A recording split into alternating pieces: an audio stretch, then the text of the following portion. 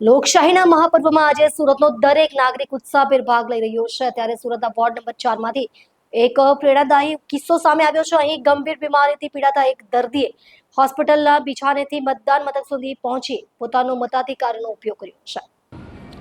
સુરતના ઉમેશભાઈ મિશ્રા જેઓ છેલ્લા 4-5 દિવસથી કિડનીની ગંભીર બીમારીના કારણે પીપી સવાણી હોસ્પિટલમાં સારવાર હેઠળ હતા। તેમની હાલત નાજુક હોવા છતાં આજે જ્યારે મતદાનનો દિવસ આવ્યો ત્યારે તેમનામાં એક અલગ જ જોમ જોવા મળ્યું હતું। ઉમેશભાઈ હોસ્પિટલ પ્રશાસન સમક્ષ પોતાની મતદાન કરવાની ઈચ્છા વ્યક્ત કરી હતી। લોકશાહી પ્રત્યેની તેમની આ અડગ શ્રદ્ધા જોઈ હોસ્પિટલ તંત્ર પણ બહાર આવ્યું હતું। ડોક્ટરોની ટીમ દ્વારા પૂરતું મેડિકલ ચેકઅપ કર્યા બાદ તેમને ખાસ એમ્બ્યુલન્સ મારફતે મતદાન મથક સુધી લઈ જવામાં આવ્યા હતા। ચૂંટણીના માહોલમાં જ્યારે ઘણા સ્વસ્થ લોકો મતદાન કરવા જવાનું ટાળતા હોય છે ત્યારે એમ્બ્યુલન્સમાં ઓક્સિજન અને ડોક્ટરોની દેખરેખ હેઠળ મતદાન મથકે પહોંચેલા ઉમેશભાઈએ સૌ માટે એક ઉદાહરણ પૂરું પાડ્યું છે। उमेश सरस्वती मिश्रा। मतदान करने आए हो, क्या कहोगे?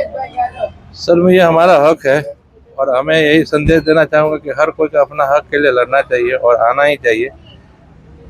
कितने दिनों से आप अस्पताल में एडमिट हो? 4 से 5 दिन से। आप इस हालत में भी मतदान करने आए हो, लोगों को क्या कहोगे मतदान के लिए? लोगों को यही कहूँगा सर कि मतदान देना चाहिए, ये हमारा हक है। सही नेता चुने और देश की सुरक्षा के लिए जरूरी है।